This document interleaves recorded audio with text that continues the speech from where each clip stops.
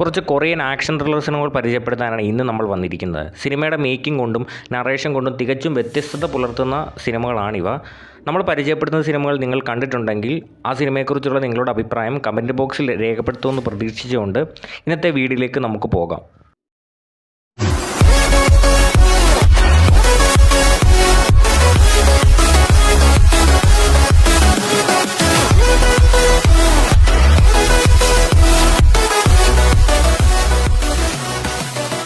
First ലിസ്റ്റിൽ നമ്മൾ ഉൾപ്പെടുത്തിയിരിക്കുന്ന cinema എന്ന് പറയുന്നത് 2020 പാർക്ക് ജാൻ ഹൂവിൻ്റെ സംവിധാനത്തിൽ പുറത്തിറങ്ങിയ ഒരു നിയോ നോയർ ക്രൈം ത്രില്ലർ മൂവിയാണ് നൈറ്റ് ഇൻ പാരഡൈസ്.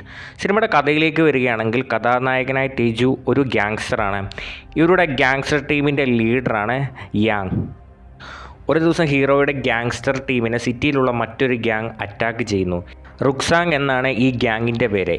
ഈ ഗ്യാങ്ങിൻ്റെ ലീഡർ എന്ന് പറയുന്നത് ദോ ആണ്. ഈ അറ്റാക്കിൽ ഇവരുടെ ടീം ലീഡറിനെ കഥാനായകൻ കൊല്ലുകയുണ്ടായി. ഇതിന് പ്രതികാരമായി യുക്സാങ്ങിലെ ആൾക്കാർ നായകൻ്റെ അനിയത്തിയെയും അനിയത്തിയുടെ മകളെയും കൊല്ലുന്നു. ഈ വിവരം അറിഞ്ഞ ഹീറോയുടെ ബോസ് അദ്ദേഹത്തെ ഒരു ഐലൻഡിലേക്ക് മാറ്റുന്നു.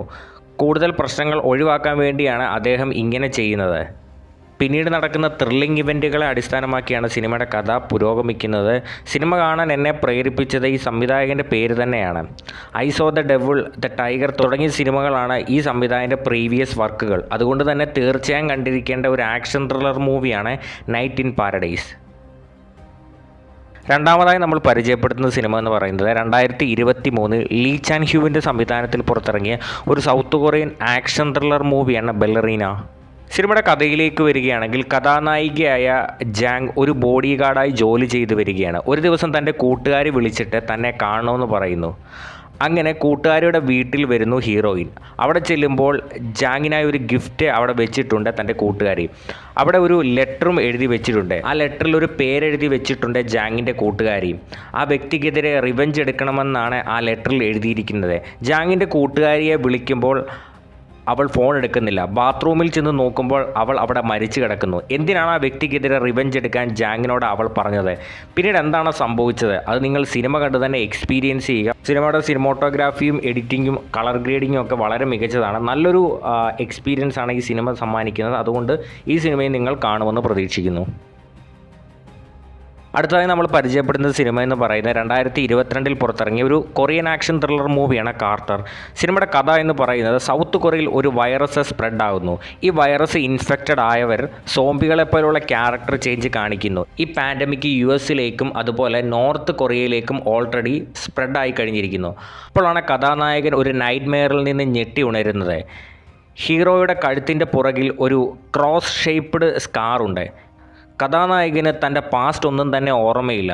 അപ്പോൾ തൻ്റെ റൂമിലേക്ക് കുറേ CIA ഏജൻറ്റുകൾ കടന്നു വരുന്നു. അവർ ഡോക്ടർ ജാങ്ങിനെ കണ്ടുപിടിക്കണമെന്ന് അദ്ദേഹത്തോട് പറയുന്നു. ആരാണ് ഡോക്ടർ ജാങ്? പിന്നീട് എന്താണ് സംഭവിച്ചത്? എന്തിനാണ് ഈ CIA ഏജൻറ്റുകൾ ഡോക്ടർ ജാങ്ങിനെ കണ്ടുപിടിക്കണമെന്ന് ഹീറോയോട് അഭ്യർത്ഥിച്ചത്? ഈ സിനിമയുടെ ആക്ഷൻ കൊറിയോഗ്രാഫി കിടിലാണ്.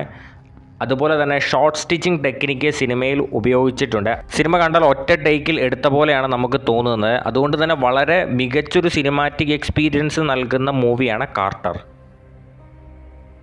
ഫോർത്ത് ലിസ്റ്റിൽ നമ്മൾ ഉൾപ്പെടുത്തിയിരിക്കുന്ന സിനിമ എന്ന് പറയുന്നത് 2017 ലീ സാങ് റാങ്ങിൻ്റെ സംവിധാനത്തിൽ പുറത്തിറങ്ങിയ ഒരു നിയോ നോയർ ആക്ഷൻ ഫിലിമാണ് റിയൽ. സിനിമയുടെ പ്ലോട്ടിലേക്ക് വരികയാണെങ്കിൽ കഥാനായകനായ ജാങ് ടി ഒരു ഗ്യാങ്സ്റ്ററാണ്. അദ്ദേഹത്തിന് സ്വന്തമായ ഒരു കസിനോ ഒക്കെ ഉണ്ട്. പക്ഷേ ഒട്ടും ഉൾക്കൊള്ളാൻ പറ്റാത്ത ഒരു പേഴ്സണാലിറ്റി അദ്ദേഹത്തിനുണ്ട്. അത് മാറ്റാൻ വേണ്ടി ഹീറോ ഒരു ഡോക്ടറിൻ്റെ സഹായം തേടുന്നു. ഈ ക്യാരക്ടർ ചേഞ്ചിൽ നിന്ന് രക്ഷപ്പെടാനായി ഡോക്ടർ ചില പദ്ധതികളൊക്കെ സെറ്റ് ചെയ്യുന്നു. പക്ഷേ അപ്രതീക്ഷിതമായ ചില പ്രതിസന്ധികൾ ഹീറോയ്ക്ക് നേരെ ഉണ്ടാകുന്നു. പിന്നീട് എന്താണ് സംഭവിച്ചത്? അത് നിങ്ങൾ സിനിമ കണ്ട് തന്നെ എക്സ്പീരിയൻസ് ചെയ്യുക. നിയോ നോയർ മൂഡൊക്കെ സിനിമയുടെ അവസാനം വരെ നിലനിർത്താൻ സംവിധായകന് സാധിച്ചിട്ടുണ്ട്. അതുതന്നെയാണ് ഈ സിനിമയുടെ ഒരു പോസിറ്റീവ് വശമായിട്ട് എനിക്ക് തോന്നിയത്. അഞ്ചാമതായി നമ്മൾ പരിചയപ്പെടുന്ന സിനിമ എന്ന് പറയുന്നത് 2022 പുറത്തിറങ്ങിയ ഒരു ആക്ഷൻ ത്രില്ലർ മൂവിയാണ് ദ കില്ലർ. സിനിമയുടെ കഥയിലേക്ക് വരികയാണെങ്കിൽ കഥാനായകനായ ബാങ് യുയി ഒരു റിട്ടയർഡ് അസാസിനാണ്. അതായത് അദ്ദേഹം കൊട്ടേഷൻ വർക്കൊക്കെ നേരത്തെ ചെയ്തിരുന്നു എന്ന്. പക്ഷേ ഇപ്പോൾ അദ്ദേഹം ഒരു നോർമൽ ലൈഫാണ് ലീഡ് ചെയ്യുന്നത്. ഒരു നാൾ ഹീറോയുടെ വൈഫ് തൻ്റെ കൂട്ടുകാരിയുമായി ഒരു ഐലൻഡിലേക്ക് ടൂറ് പോകാൻ പ്ലാൻ ഇടുന്നു. ആ സമയം കൂട്ടുകാരിയുടെ മകളെ സംരക്ഷിക്കണമെന്ന് ഹീറോയുടെ വൈഫ് പറയുന്നു. ഈ കുട്ടിയെ സംരക്ഷിക്കുന്നതിൻ്റെ ഭാഗമായി കഥാനായകന് നിരവധി അറ്റാക്കുകൾ നേരിടേണ്ടി വരുന്നുണ്ട്. എന്താണ് ഇതിന് കാരണം? ഹീറോയെ അറ്റാക്ക് ചെയ്തവരുടെ ലക്ഷ്യം എന്താണ്? പിന്നീട് എന്താണ് സംഭവിച്ചതെന്ന് നിങ്ങൾ സിനിമ കണ്ട് തന്നെ എക്സ്പീരിയൻസ് ചെയ്യുക. മികച്ചൊരു ആക്ഷൻ ഫിലിമാണ്, അതുകൊണ്ട് ഈ സിനിമ നിങ്ങൾ കാണുമെന്ന് പ്രതീക്ഷിക്കുന്നു. അവസാനമായി നമ്മൾ പരിചയപ്പെടുത്തിയ സിനിമ എന്ന് പറയുന്നത് 2021 പുറത്തിറങ്ങിയ ഒരു സൗത്ത് കൊറിയൻ സൈക്കോളജിക്കൽ ത്രില്ലർ മൂവിയാണ് മിഡ് നൈറ്റ്. സിനിമയുടെ പ്ലോട്ടിലേക്ക് വരികയാണെങ്കിൽ കഥയിലെ ഹീറോ ഒരു സീരിയൽ കില്ലറാണ്. അങ്ങനെ ഈ സീരിയൽ കില്ലർ ഒരു പെൺകുട്ടിയെ കൊല്ലുന്ന ദൃശ്യം നമ്മുടെ കഥാനായിക കാണുകയുണ്ടായി. ആ കഥാനായിക ബദിരയാണ്. ഈ സീരിയൽ കില്ലർ കൊല ചെയ്ത ആ പെൺകുട്ടിക്ക് ഒരു സഹോദരനുണ്ട്. അയാളൊരു പോലീസ് ഓഫീസറാണ്. പിന്നീട് എന്താണ് സംഭവിച്ചത്? ആ പോലീസ് ഓഫീസർ ഈ കില്ലറിനെ കണ്ടെത്തിയോ, അതോ ആ കില്ലർ നമ്മുടെ ഹീറോയിനെ അറ്റാക്ക് ചെയ്തോ? പിന്നീട് നടക്കുന്ന സംഭവബഹുലമായ ഇവൻറ്റുകളാണ് സിനിമയിൽ ചർച്ച ചെയ്യുന്നത്. മികച്ചൊരു സിനിമയാണ്. നൈറ്റ് സീക്വൻസിലെ വിഷ്വൽസൊക്കെ മികച്ചു തന്നെയാണ് നിൽക്കുന്നത്. സിനിമോട്ടോഗ്രാഫി മികച്ചതാണ്. അതുകൊണ്ട് ഈ സിനിമയെ നിങ്ങൾ കാണുമെന്ന് പ്രതീക്ഷിക്കുന്നു.